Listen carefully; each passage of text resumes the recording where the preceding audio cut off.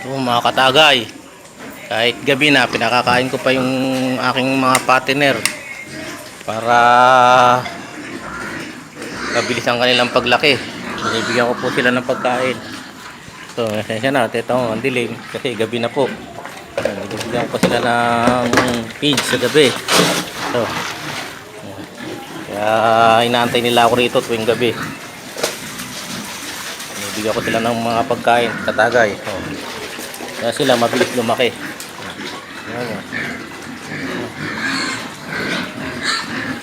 Nangingi sila ng pagkain. Nasanay na po sila, napakainin ko sila sa gabi bago ako umuwi sa aming bahay. Dito kasi bibigyan ko muna sila ng pagkain.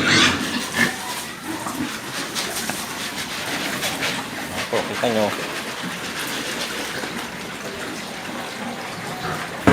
ito ang aking mga partner na pambenta sa December. Ito sila.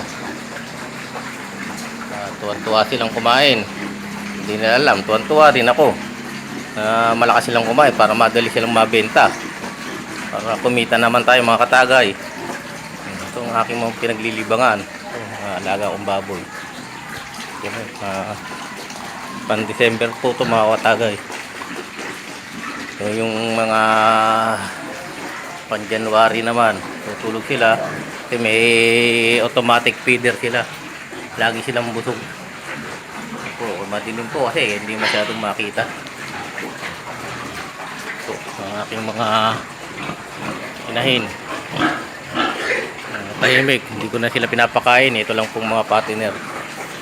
Bukod sa pakain sa kanila ng mga alas 4 ng hapon, pinakakain ko pa sila ng sa gabi bago ako umuwi. Alas 8 ng gabi.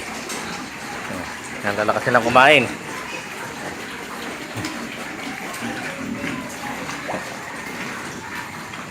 Mga katagay. Magandang gabi. Good night na lang mga katagay. Pinakita ko lang sa inyo kung anong tekniko para lumaki, mabilis lumaki ang aking mga partner. Salamat.